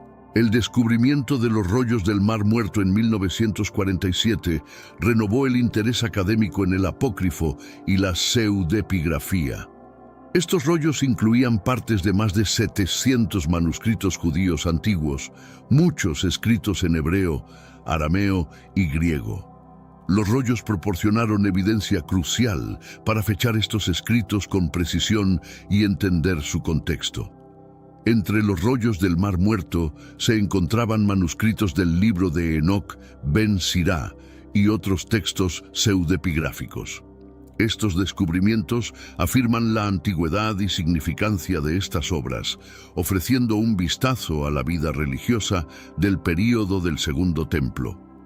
Estudiar el apócrifo y la pseudepigrafía es esencial para entender el desarrollo del judaísmo y el cristianismo. La Biblia etíope, con su inclusión del apócrifo y la pseudepigrafía, ofrece una perspectiva más amplia sobre textos religiosos antiguos que no se consideran la palabra inspirada de Dios. Estos escritos, aunque no forman parte del canon bíblico principal, son invaluables por sus conocimientos históricos, teológicos y culturales. Las páginas de la Biblia ofrecen más que solo enseñanzas sagradas, son historias tejidas con los vibrantes hilos de diferentes culturas, tierras y pueblos. A menudo pasadas por alto, la significativa presencia de africanos y su impacto duradero en el relato bíblico es notable. Muchas generaciones han pasado desde la época de Adán y Eva en el Edén. Entre sus descendientes estaba Abraham, un hombre de fe inquebrantable, pero la vida con sus giros impredecibles trajo una severa hambruna a Canaán, obligando a Abraham a buscar sustento en otras tierras. Hubo entonces hambre en la tierra y descendió Abraham a Egipto para morar allá, porque era grande el hambre en la tierra. Génesis 12:10. Otro personaje significativo cuya vida se entrelazó profundamente con Egipto fue José, bisnieto de Abraham. Su historia es de traición y redención. Dotado de sueños que contenían insights proféticos, los talentos de José fueron malentendidos y por celos sus hermanos lo vendieron como esclavo. La historia de Moisés y el Éxodo es una narrativa central en la Biblia. Muestra la liberación de los israelitas de manos de sus opresores egipcios y su viaje hacia la tierra prometida. Dado que Egipto está ubicado en África, la historia también proporciona una visión intrigante de la representación bíblica de los africanos. A lo largo de la Biblia, las tierras de Etiopía, a menudo referidas como Cush, y su gente, los cushitas, se mencionan varias veces, lo que indica la importancia de esta antigua civilización en la historia bíblica. El rey Salomón reinó tras la muerte del rey David. Después de la muerte de David, el pueblo de Israel comenzó a sacrificar en los lugares altos, una práctica pagana aprendida de sus vecinos cananeos que violaba la ley mosaica. Salomón se convirtió en lo que llamaríamos un hombre del Renacimiento como resultado de la bendición de Dios. No había tema en el que no poseyera una sabiduría sin igual. Era un autor proverbial, compositor de canciones e incluso botánico y zoólogo. Era típico que los reyes enviaran emisarios a Salomón, sin embargo, esta reina vino ella misma a confirmar las palabras que había escuchado. La fama de Salomón se había extendido ampliamente. La historia de la reina de Saba ejemplifica este punto. También demuestra que Dios estaba bendiciendo a los pueblos del mundo a través de su pueblo, tal como lo había prometido a Abraham. La reina de Saba visitó la corte de Salomón. Provenía de un reino árabe en lo que ahora es Yemen. Su país estaba a unos 1.220 kilómetros de Jerusalén. La reina vino a ver a Salomón por su fama asociada con el nombre del Señor, que probablemente era una referencia a la sabiduría que el Señor le había otorgado. Vino para ponerlo a prueba con preguntas difíciles. Primera Reyes 10:1. Cuando la reina de Saba oyó de la fama de Salomón en relación con el nombre del Señor, vino a probar a Salomón con preguntas difíciles. Ella no era exactamente pobre, trayendo consigo una gran caravana con regalos caros y exóticos. Primera Reyes 10:2. Llegó a Jerusalén con una caravana muy grande, con camellos que llevaban especias, gran cantidad de oro y piedras preciosas. Se acercó a Salomón y habló con él de todo lo que tenía en su mente. Pero la sabiduría y la riqueza de Salomón estaban mucho más allá de su comprensión, dejándola sin aliento para cuando escuchó sus explicaciones y vio su glorioso reino. Primero Reyes 10:3-5. Salomón respondió a todas sus preguntas. Nada fue demasiado difícil para el rey para explicarle. Cuando la reina de Saba vio toda la sabiduría de Salomón, el palacio que había construido, la comida en su mesa, la disposición de sus oficiales, los sirvientes que lo atendían en sus túnicas, sus coperos y las ofrendas quemadas que hacía en el templo del Señor, se quedó impresionada. La reina visitante admitió que no había creído los informes sobre Salomón que había escuchado, pero había visto por sí misma que era real. Entonces agradeció al Señor por poner a Salomón en el trono por el bien de Israel. Primero Reyes 10, 6, 8. Dijo al rey: era verdad lo que oí en mi tierra acerca de tus cosas y de tu sabiduría, pero yo no creía esas palabras hasta que vine y mis ojos lo vieron. Y he aquí, no se me había dicho ni la mitad. Tú superas en sabiduría y en bienes la fama que yo había oído. Bienaventurados tus hombres, dichosos estos tus siervos, que están continuamente delante de ti y oyen tu sabiduría. Ella también colmó a Salomón con regalos, y él parece haber correspondido. Primera Reyes 10, 9, 13. Bendito sea Jehová tu Dios, que se agradó de ti para ponerte en el trono de Israel, porque Jehová ha amado a Israel para siempre, y te ha puesto por rey, para que hagas juicio y justicia. Y dio al rey 120 talentos de oro, gran cantidad de especias y piedras preciosas. Nunca llegó tal cantidad de especias como las que la reina de Saba dio al rey Salomón. También las naves de Hiram, que trajeron oro de Ofir, trajeron de Ofir gran cantidad de madera de sándalo y piedras preciosas. El rey utilizó la madera de sándalo para hacer soportes para el templo del Señor y para el palacio real, así como para hacer arpas y liras para los músicos. Tal cantidad de madera de sándalo nunca se había importado ni visto desde aquel día. El rey Salomón dio a la reina de Saba todo lo que ella quiso y pidió, además de lo que le había dado de su propia mano. Después, ella se volvió y regresó con sus siervos a su país. Un dato interesante sobre la reina de Saba es que no tomaba a las personas al pie de la letra, ya sea por sus propios informes o por la reputación que habían ganado de otras personas. En otras palabras, quería ver los resultados por sí misma. Otra cosa interesante que demostró la reina de Saba fue que no compartía ninguno de sus regalos con Salomón, ni intentaba entablar una relación más cercana con él hasta que estaba satisfecha de que él los merecía. Más tarde, Jesús mencionó a la reina de Saba, también llamada la reina del sur, en su condena a los escribas y fariseos. Mateo 12:42. La reina del sur se levantará en el juicio con esta generación y la condenará, porque vino desde los confines de la tierra para oír la sabiduría de Salomón. Y he aquí, algo mayor que Salomón está aquí.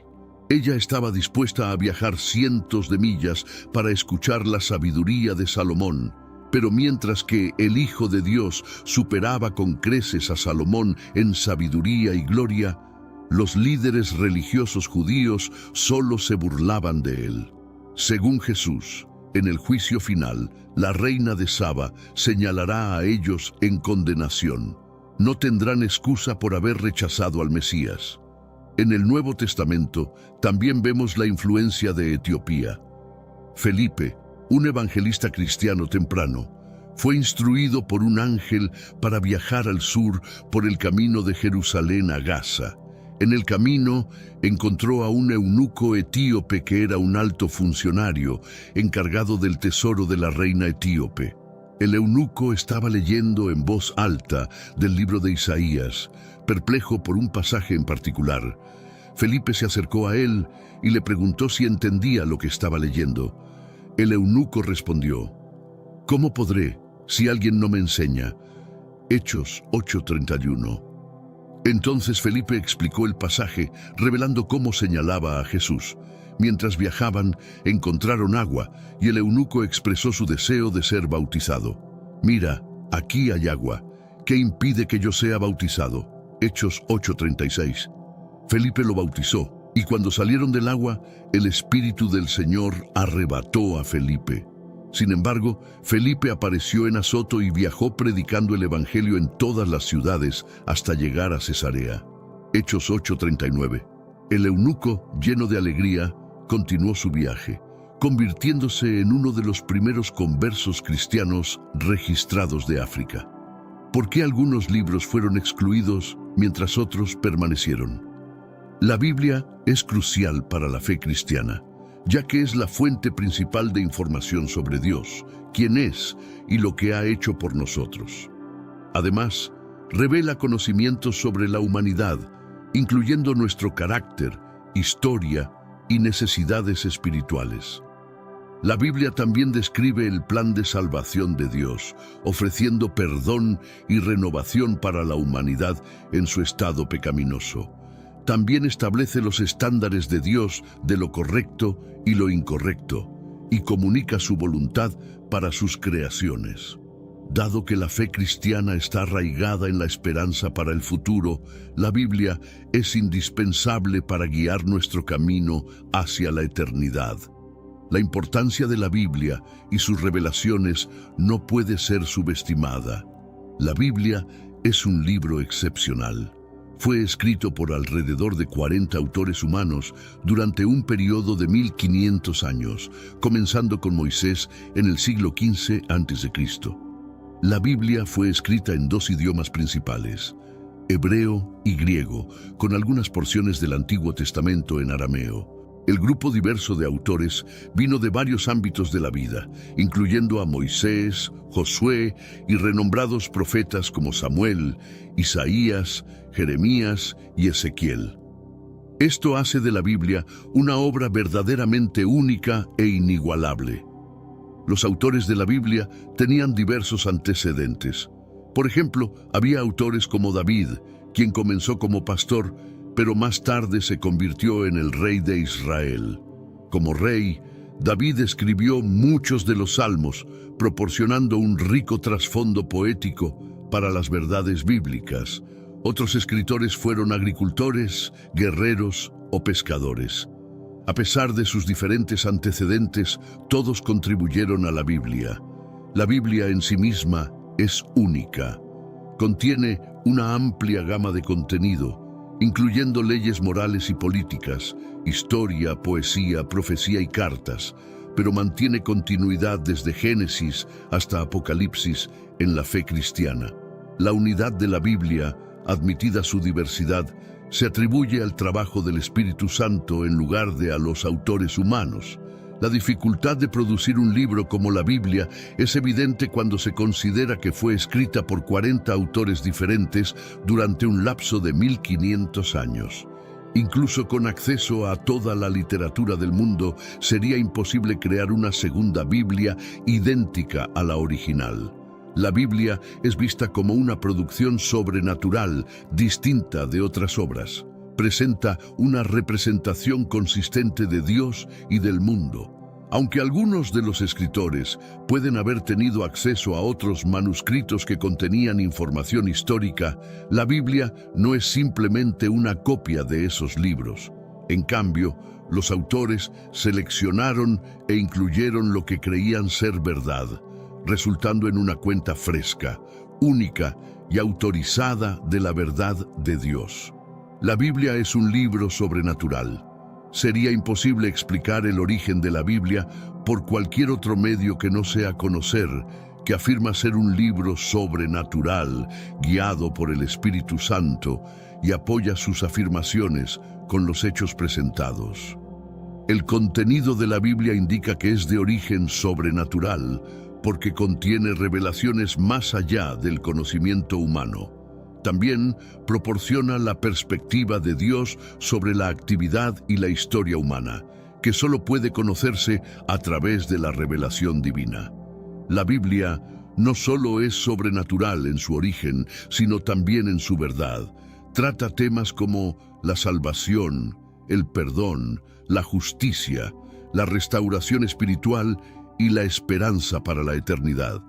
El alcance de la revelación se extiende desde la eternidad pasada hasta la eternidad futura, lo que obviamente requiere revelación divina. Oremos. Padre Celestial, oramos por claridad. Abre nuestras mentes y corazones para recibir tu verdad.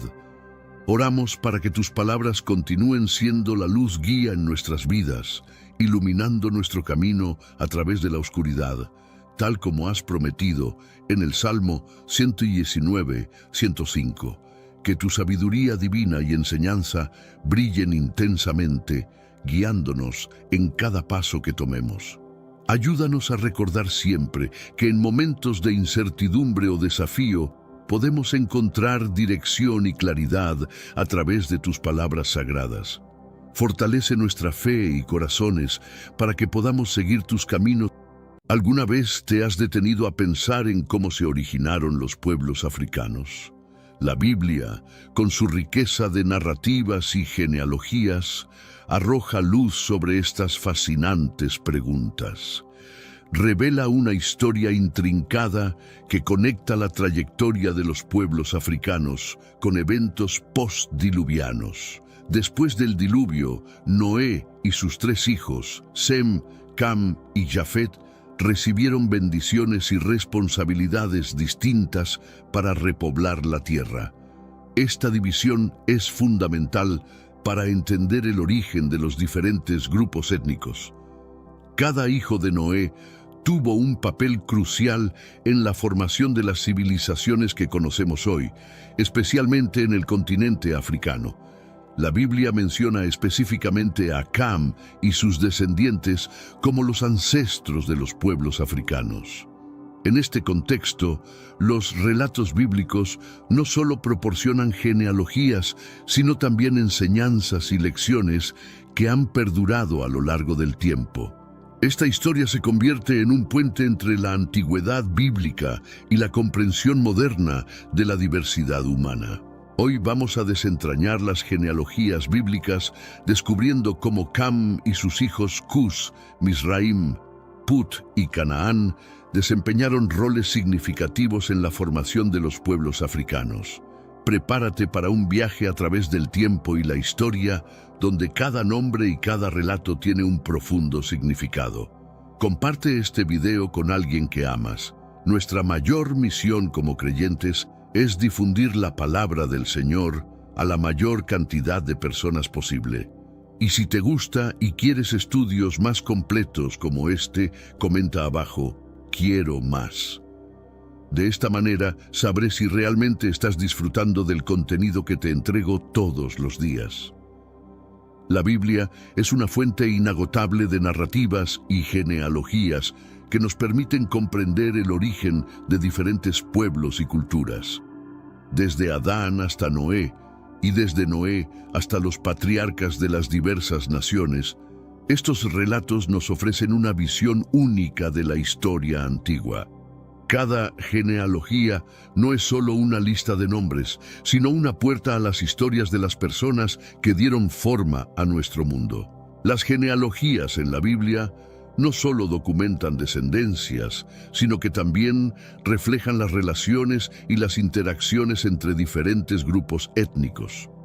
Por ejemplo, en Génesis 10, conocido como la Tabla de las Naciones, se describe cómo los hijos de Noé se dispersaron por toda la tierra después del diluvio. Este capítulo es clave para entender la distribución de los pueblos antiguos. La riqueza de estas genealogías radica en su capacidad para conectar eventos históricos con narrativas personales. A través de estos relatos, podemos vislumbrar las vidas, los desafíos y los logros de las personas que vivieron hace miles de años. Cada nombre en una genealogía representa una historia de vida, un legado que ha sido transmitido de generación en generación. Además, las genealogías bíblicas nos ayudan a entender cómo se formaron las naciones y las culturas. La Biblia nos muestra que todos los pueblos tienen un origen común y que, a pesar de nuestras diferencias, compartimos una historia entrelazada. Este entendimiento puede fomentar un sentido de unidad y respeto por la diversidad que caracteriza a la humanidad. Después del diluvio, Noé y su familia fueron los únicos sobrevivientes de la humanidad, encargados de repoblar la tierra. La Biblia nos dice que Noé tuvo 3 hijos, Sem, Cam y Jafet. Cada uno de estos hijos recibió una bendición y una responsabilidad específica para repoblar diferentes regiones del mundo. Génesis 9, 18, 19 nos introduce a esta nueva etapa en la historia humana. Cam, uno de los hijos de Noé, es frecuentemente asociado con la región de África. Sus descendientes, según las escrituras, se establecieron en áreas que más tarde serían reconocidas como territorios africanos. Esta conexión postdiluviana es crucial para entender el origen y la dispersión de los pueblos africanos. La historia de Cam y sus descendientes es rica y compleja, llena de eventos que han moldeado la historia de África. Sus hijos, Cus, Mizraim, Put y Canaán, son figuras prominentes en la Biblia y desempeñaron roles importantes en la formación de las civilizaciones africanas. Por ejemplo, Mizraim es identificado como el ancestro de los egipcios, una de las civilizaciones más avanzadas de la antigüedad. Explorar estas genealogías nos permite ver cómo las narrativas bíblicas y los eventos históricos están entrelazados. La conexión entre la Biblia y la historia africana no solo enriquece nuestro conocimiento del pasado, sino que también nos ayuda a apreciar la diversidad y la riqueza cultural de los pueblos africanos en la actualidad. La historia de Noé y sus 3 hijos es fundamental para comprender la repoblación de la tierra después del diluvio. Según la Biblia, Noé fue un hombre justo y perfecto en su generación, quien encontró gracia ante los ojos de Dios. Génesis 6:9. Él y su familia fueron escogidos para sobrevivir al diluvio y comenzar de nuevo. Sem, Cam y Jafet, los hijos de Noé, jugaron roles esenciales en la repoblación del mundo. Cada uno de ellos recibió una bendición específica que determinaría el destino de sus descendientes. Génesis 9:1-7 relata cómo Dios bendijo a Noé y sus hijos, diciéndoles: «Fructificad y multiplicaos, y llenad la tierra». Sem es frecuentemente asociado con los pueblos semitas, incluidos los hebreos y los árabes. Cam, por otro lado, está vinculado con los pueblos africanos, mientras que Jafet se asocia con los europeos y algunas partes de Asia. Esta división es crucial para entender la diversidad étnica que surgió en los siglos siguientes. La Biblia no solo nos cuenta sobre la distribución de los descendientes de Noé, sino que también nos enseña sobre sus vidas y decisiones. Cada hijo de Noé tuvo un impacto significativo en la historia de la humanidad, y sus historias están llenas de lecciones y enseñanzas que aún resuenan hoy en día. Las bendiciones y responsabilidades que Noé otorgó a sus hijos fueron determinantes para la repoblación de la tierra. Cada uno de sus hijos recibió un mandato divino que definiría el curso de su descendencia. Estas bendiciones son relatadas en Génesis 9:25-27, donde Noé declara el futuro de sus hijos y sus linajes. Sem fue bendecido como el ancestro de los pueblos semitas, incluyendo a los hebreos y los árabes. Noé dijo: «Bendito sea el Señor, el Dios de Sem, y sea Canaán su siervo». Génesis 9:26. Esta bendición destacó la relación especial que los descendientes de Sem tendrían con Dios. Jafet recibió la bendición de la expansión. Noé proclamó: «Dios ensanche a Jafet y habite en las tiendas de Sem, y sea Canaán su siervo». Génesis 9:27.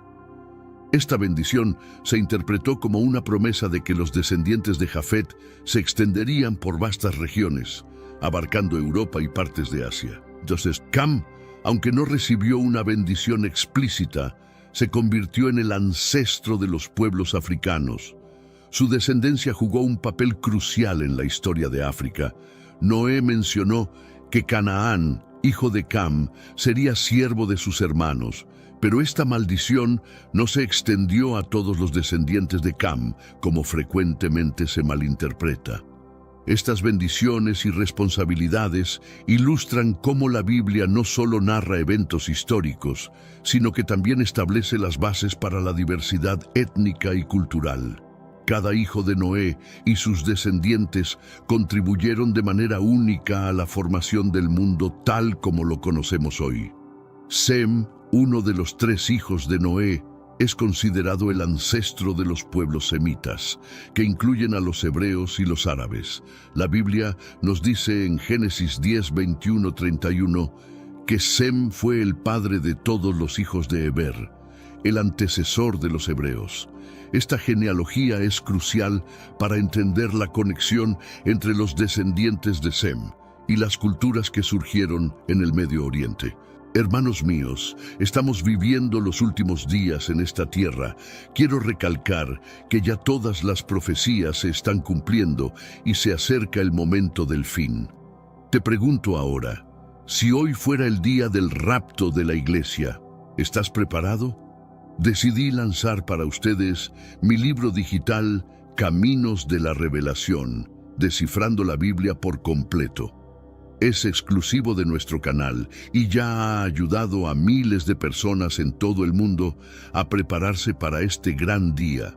Sumérgete ahora mismo en las profundidades de Palabra de Dios y prepárate para este gran día descargando este material que enriquecerá tu vida espiritual. No pierdas el tiempo. Haz clic en el enlace disponible en el primer comentario fijado y descarga de inmediato. Las unidades son limitadas, por lo que es crucial actuar.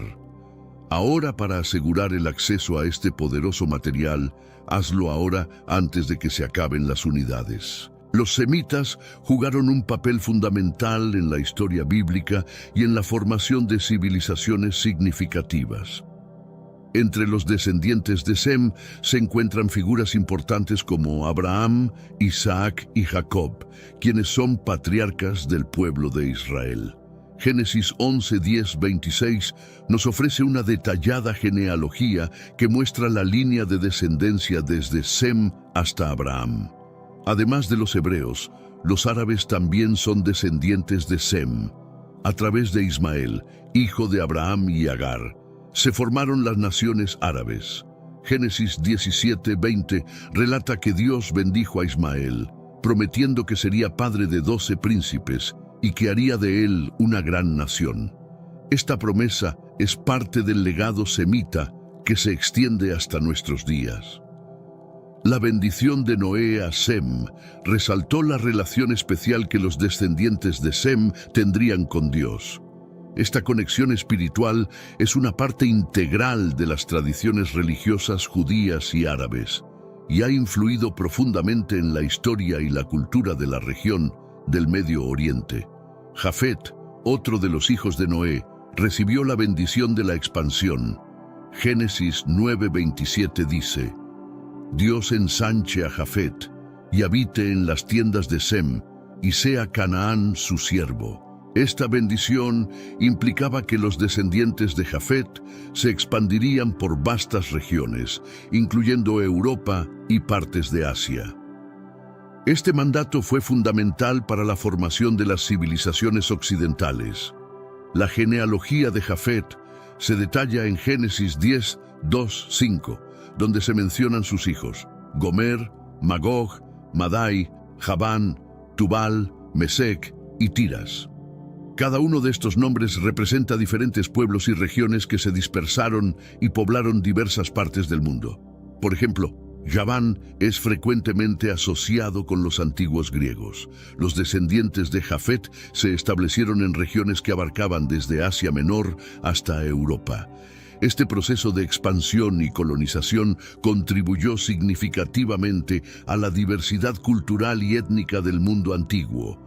Las civilizaciones europeas, en particular, deben mucho de su origen a los pueblos descendientes de Jafet.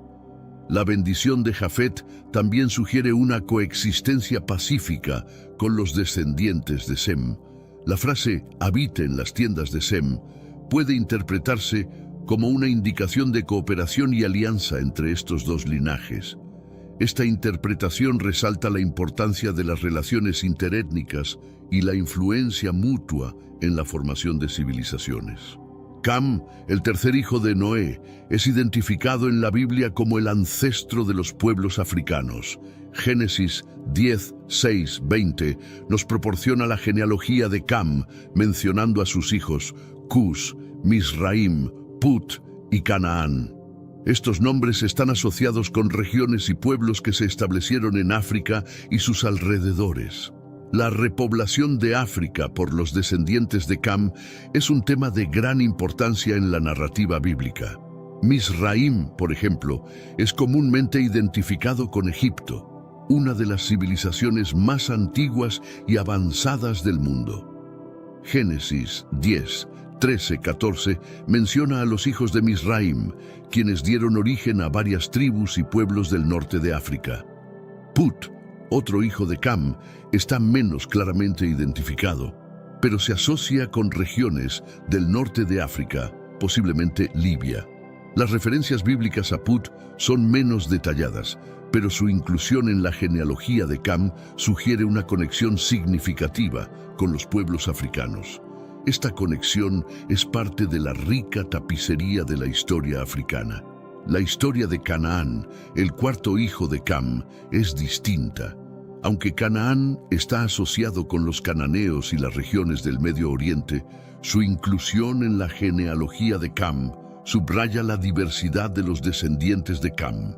Esta diversidad refleja la amplia dispersión de los pueblos africanos y su contribución a la historia global. La Biblia destaca a los descendientes de Cam y su relevancia en la formación de diversas civilizaciones. Cus, Misraim, Put y Canaán son figuras prominentes que desempeñaron roles significativos en la historia antigua. Estos descendientes no solo poblaron regiones, sino que también contribuyeron al desarrollo de culturas y sociedades complejas. Cus, el primogénito de Cam, es frecuentemente asociado con Etiopía y Sudán. Génesis 10:7 menciona a los hijos de Cus, entre ellos Seba, Javila, Sabta, Raama y Sabteca, quienes se establecieron en varias regiones del noreste de África. Cus también es conocido por haber engendrado a Nimrod, un poderoso cazador y líder. Misraim, como hemos mencionado, es identificado con los antiguos egipcios. Los descendientes de Misraim desempeñaron un papel crucial en la formación de la civilización egipcia, una de las más notables de la historia. Génesis 10, 13, 14 proporciona los nombres de las tribus que surgieron de Misraim, reflejando la diversidad de su descendencia. Put, aunque menos claramente identificado, es una figura importante en la genealogía de Cam. Algunos estudiosos sugieren que Put puede estar relacionado con los pueblos del Cuerno de África, aunque las referencias bíblicas son limitadas. Sin embargo, su inclusión subraya la expansión y la influencia de los descendientes de Cam en África. Canaán es conocido por ser el ancestro de los cananeos, quienes habitaron la región del Medio Oriente. Aunque Canaán no se considera un ancestro directo de los pueblos africanos, su historia está intrínsecamente ligada a la de Cam. La diversidad y la complejidad de los descendientes de Cam son testimonio de la rica herencia de los pueblos africanos. Cus, el primogénito de Cam, es una figura clave en la genealogía bíblica. Génesis 10, 6, 7 menciona a Cus y a sus hijos, quienes se establecieron en varias regiones de África. Cus es frecuentemente asociado con Etiopía y Sudán, y sus descendientes son considerados ancestros de los pueblos que habitaron estas áreas. Los hijos de Cus, Seba, Havila, Sabta, Raama y Sabteca, jugaron roles importantes en la formación de diversas tribus y naciones. Cada uno de estos nombres representa linajes que se dispersaron y establecieron comunidades prósperas en el noreste de África. Génesis 10:7 proporciona detalles sobre estos descendientes, resaltando su importancia en la historia africana. Cus también es conocido por haber engendrado a Nimrod, un poderoso cazador y líder. Génesis 10:8-9 describe a Nimrod como el primer hombre poderoso en la tierra, destacando su habilidad como cazador y su liderazgo en la construcción de ciudades. Nimrod es una figura emblemática que simboliza la fortaleza y la influencia de los descendientes de Cus. La asociación de Cus con Etiopía y Sudán subraya la conexión entre la narrativa bíblica y la historia africana. Estos relatos no solo documentan la genealogía de Cus, sino que también reflejan la rica herencia cultural y las contribuciones de sus descendientes al desarrollo de civilizaciones en el continente africano. Mizraim, hijo de Cam, es ampliamente reconocido como el ancestro de los antiguos egipcios. Génesis 10, 13, 14 menciona a Mizraim y sus descendientes, quienes se establecieron en la región que hoy conocemos como Egipto. El nombre Mizraim se interpreta comúnmente como dos tierras o dos países, reflejando la dualidad geográfica de Egipto, que incluía el Alto y el Bajo Egipto. La civilización egipcia es una de las más avanzadas y duraderas de la historia antigua. Los descendientes de Mizraim fueron responsables de crear una de las culturas más notables del mundo antiguo, conocida por sus logros en arquitectura, escritura, arte y ciencia.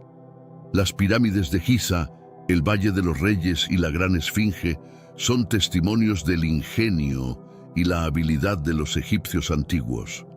Además de su impacto cultural y arquitectónico, los egipcios antiguos también influyeron significativamente en la historia religiosa. La Biblia menciona a Egipto en numerosos relatos, desde la historia de José y sus hermanos en el Génesis hasta el éxodo de los israelitas bajo el liderazgo de Moisés.